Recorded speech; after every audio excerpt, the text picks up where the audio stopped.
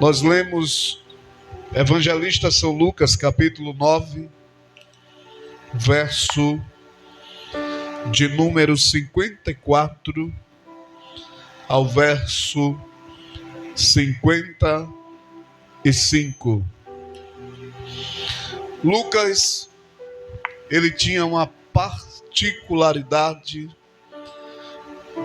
Primeiro que Lucas, nós o encontramos como um dos possíveis cooperadores e grande cooperador do apóstolo Paulo. O apóstolo Paulo, que a Bíblia o denomina como, ou ele próprio se denomina como doutor dos gentios. Em uma expressão, ele diz que Deus o constituiu doutor dos gentios.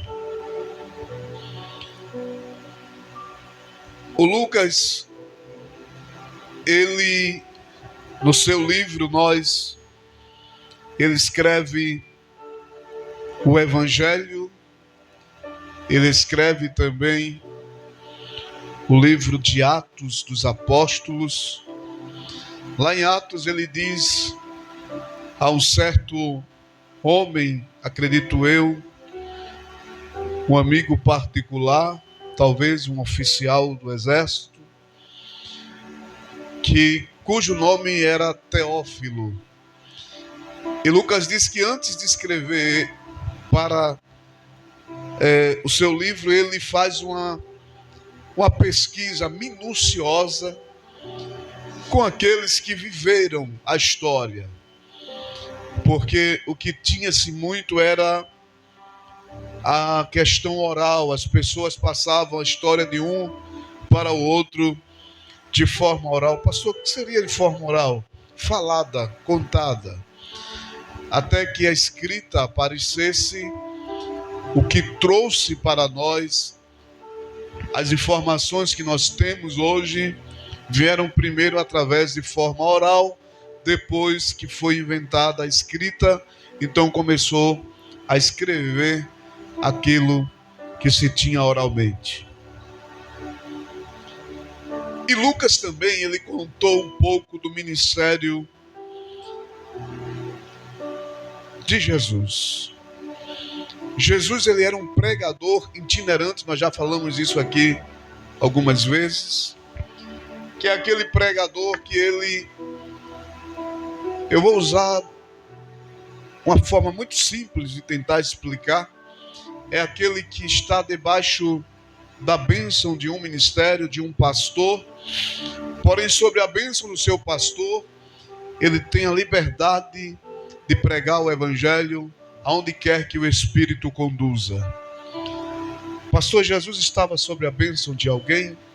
Eu quero dizer que além de ele ser a própria bênção em pessoa, ele estava sobre a bênção do Pai.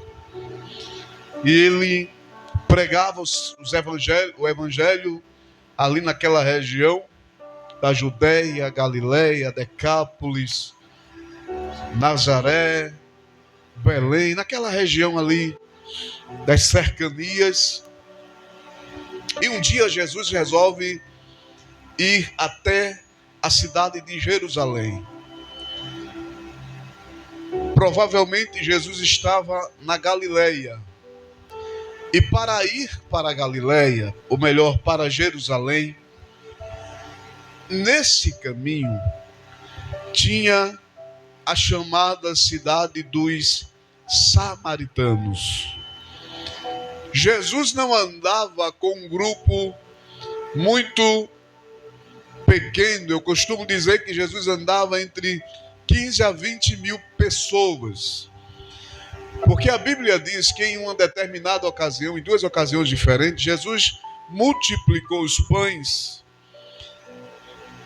em uma ocasião para 5 mil homens, sem contar com mulheres e crianças.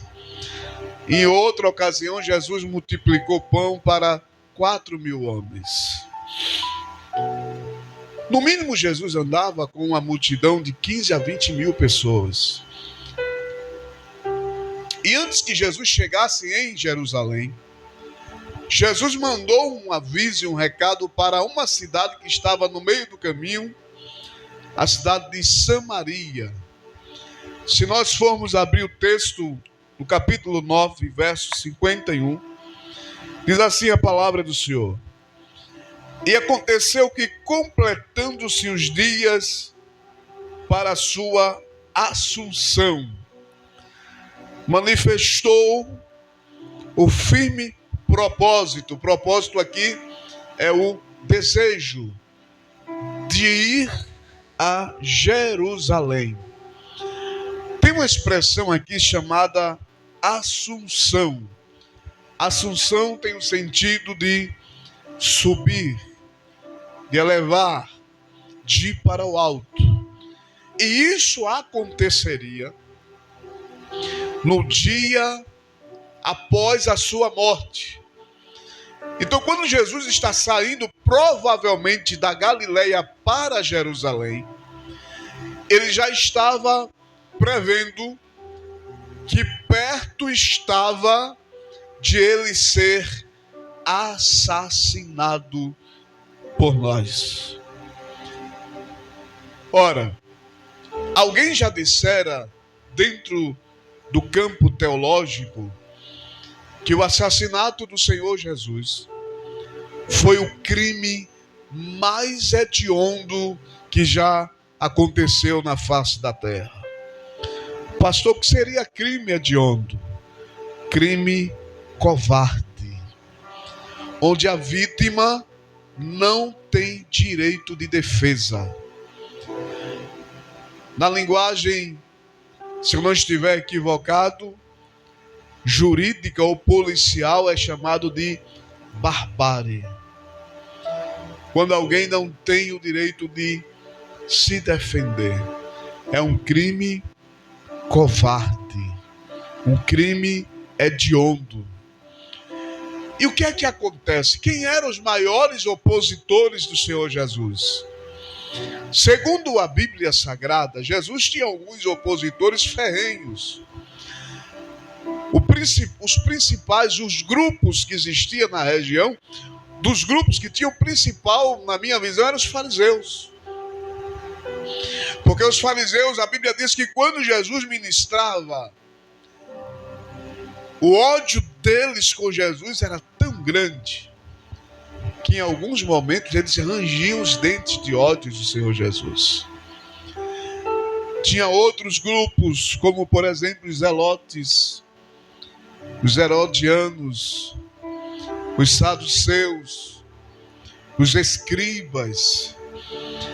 Esses homens que eram as principais figuras políticas e religiosas da época, perseguiam Jesus de uma forma terrível. E a palavra diz que eles começaram a planejar o assassinato de Jesus. Só que eles temiam a multidão. Eles temiam que houvesse uma revolução em Jerusalém e com isso Roma se voltasse contra eles, que eram as principais lideranças políticas e religiosas na época, que estavam sob a tutela de Roma. Versículo 51 diz que Jesus manifestou firme desejo, o propósito de ir a Jerusalém.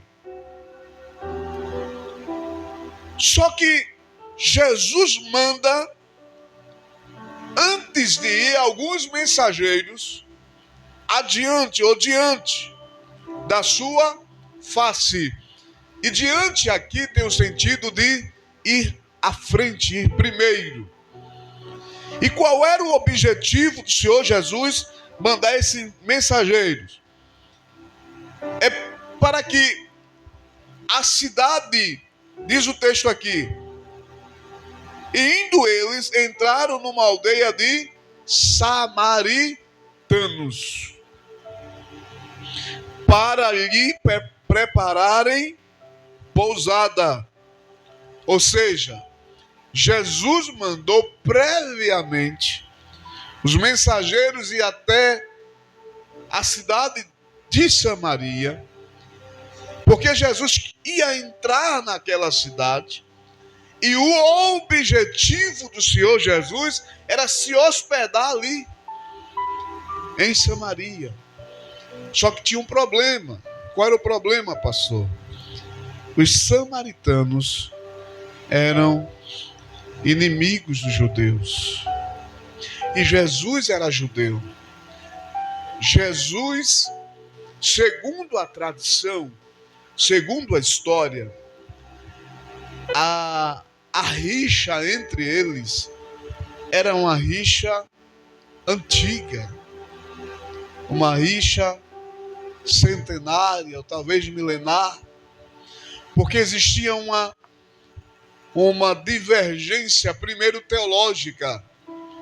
Os samaritanos, eles só aceitavam os 5 primeiros livros do Antigo Testamento, que era o Pentateuco, do Gênesis a Deuteronômio.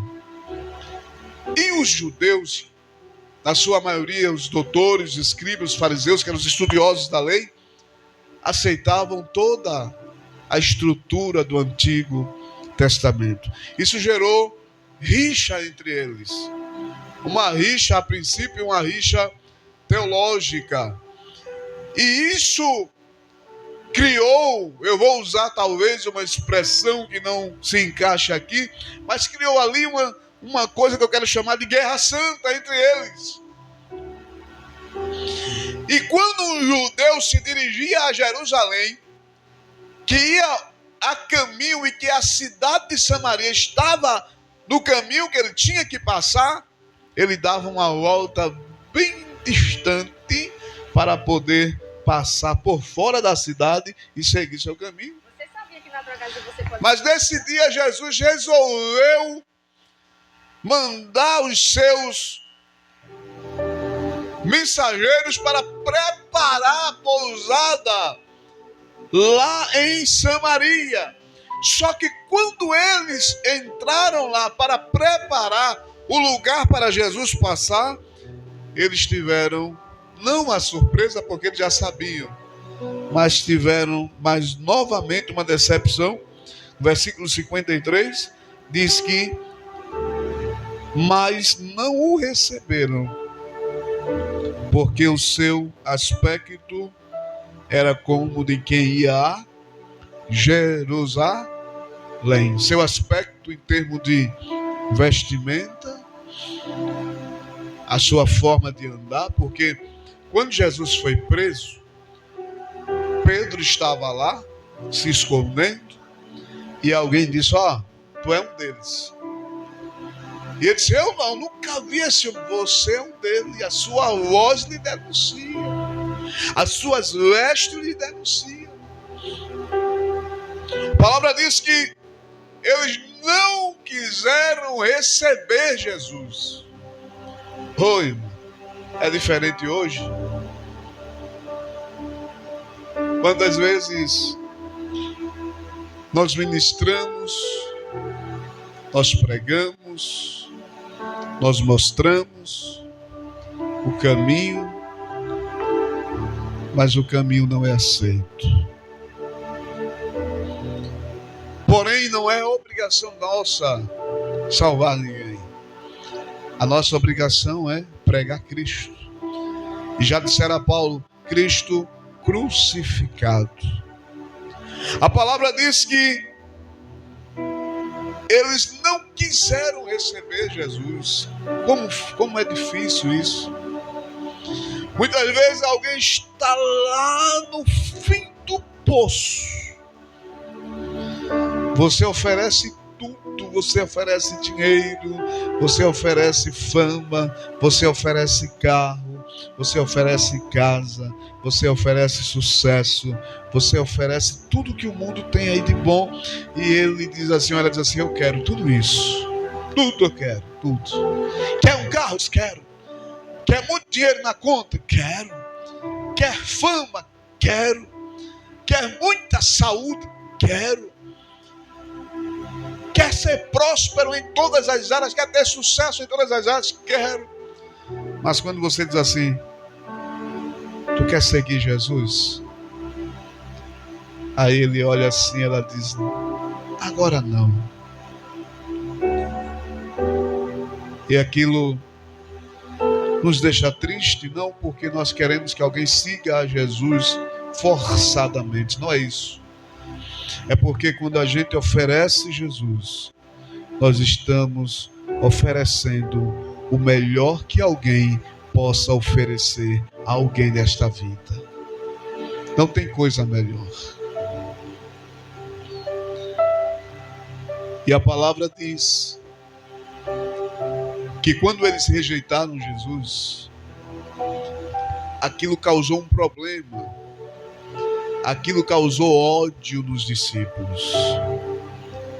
Escute, nós não fomos chamados, independente da condição que alguém esteja, nós não fomos chamados para odiar ninguém. Veja o que diz o versículo 54. E os discípulos, Tiago e João, provavelmente os dois irmãos, filhos de Zebedeu, chamado de Boanerges, lendo isso, disseram: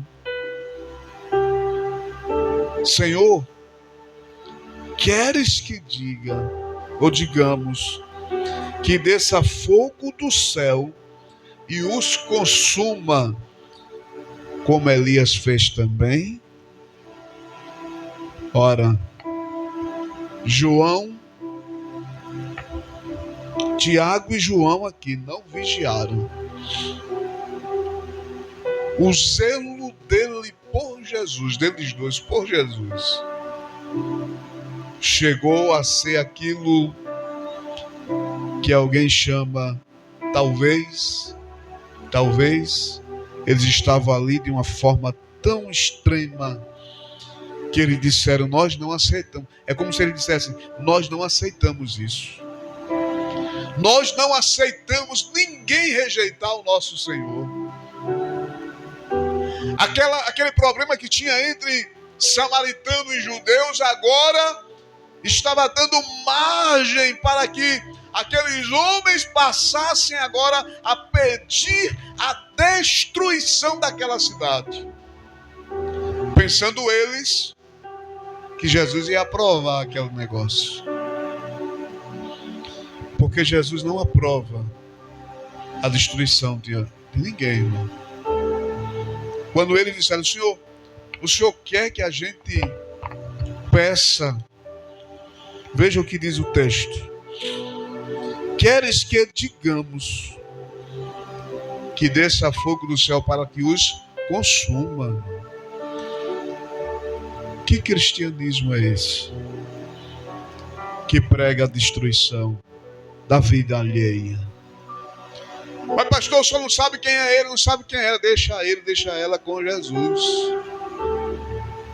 Ah, pastor, você não sabe o que ele anda fazendo. Deixa ele, deixa ela com Jesus.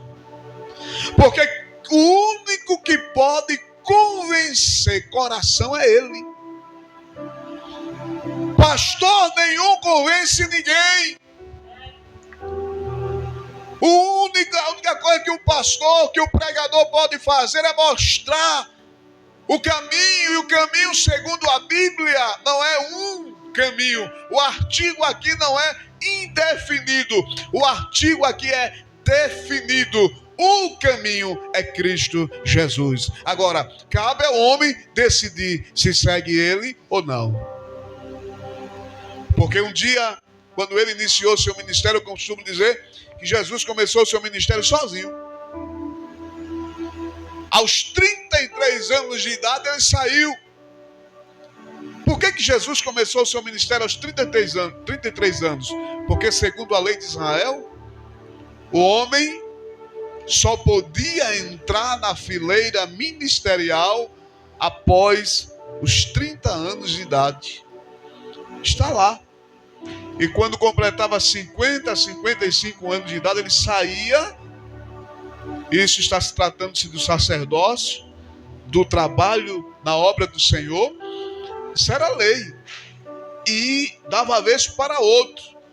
Então Jesus, ele passou toda a sua vida esperando, porque ele cumpriu na íntegra o que a lei mandava. Ele não veio desfazer da lei. E a palavra diz que ele, aos 33 anos de idade, aos 30 anos de idade, possivelmente, ele começa o seu ministério. E o ministério terreno de Jesus dura em torno de 3 anos.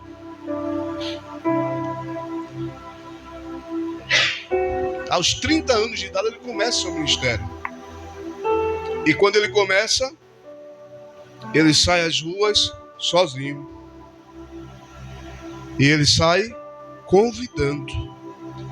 Jesus não é esses pregadores, me permita a expressão, muitas vezes sensacionalistas, que inventam a história, meio mundo de coisa, para que as pessoas, até na base do susto, do medo, do terror, venham para Jesus. Não, Jesus não trabalha desse jeito, não. A palavra diz que quando ele começou o ministério, ele foi chamando.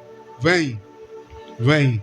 Jesus disse assim: quem quiser vir após mim, ou seja, após ele, porque ele vai na frente. Negue-se a si mesmo, tome a sua cruz e siga-me. Jesus não ficou apelando, venha, venha, não. Jesus disse assim: quem quiser vir. Tu queres? Não, não quer não, então. O homem, Deus deixou o livre-arbítrio para ele. E Tiago e João disseram: Senhor, o Senhor quer que a gente peça para descer fogo do céu e consumir todo mundo? Jesus olhou para ele, o Senhor Jesus, aí deu uma resposta para ele. O evangelho é diferente de muita coisa que a gente vê por aí. O evangelho do Senhor Jesus. Voltando-se, porém, repreendeu-os. Jesus não concordou e não aprovou aquela atitude deles. Eles pensaram que o Senhor Jesus, ia dizer assim: não, pode pedir fogo e para destruir tudo. Não me aceitaram. Não, Jesus não é assim não, irmão. Que conversa é essa? Que quem não quer Jesus, Jesus vai destruir? Não. Ninguém é dono de céu, ninguém é dono de inferno, ninguém é dono disso, daquilo, para querer dizer para onde vai, quem deixou de ir, não. A palavra está dizendo aqui que Jesus repreendeu eles e disse: vós não sabeis de que espírito sois. Ou seja, vocês estão perdidos. É como se Jesus dissesse: vocês não estão tendo nem discernimento das coisas. Quantas pessoas que estão fazendo as coisas aí sem discernimento do Espírito Santo e dizendo que é Deus, colocando Deus no meio, dando ou atribuindo ações do homem a Deus, quando Deus muitas vezes não está em nada daquilo que os homens inventam. Jesus diz assim: é como se Jesus dissesse: vocês estão perdidos, vocês não têm nem discernimento do que vocês são, a quem vocês estão servindo. Versículo 56 para a gente fechar. Aí Jesus deixa bem claro: porque o Filho do Homem, Jesus está falando de si, não veio para destruir as almas do homem ou dos homens. Mas Tiago e João queriam que Jesus destruísse aquela cidade. Que amor é esse? Que cristianismo é esse que quando alguém não quer servir a Jesus, destrói Jesus, mata Jesus, faz isso Jesus, faz aquilo Jesus? Isso não é cristianismo, isso é ódio no coração do homem. Cristianismo é isso aqui que Jesus disse assim: é as boas novas.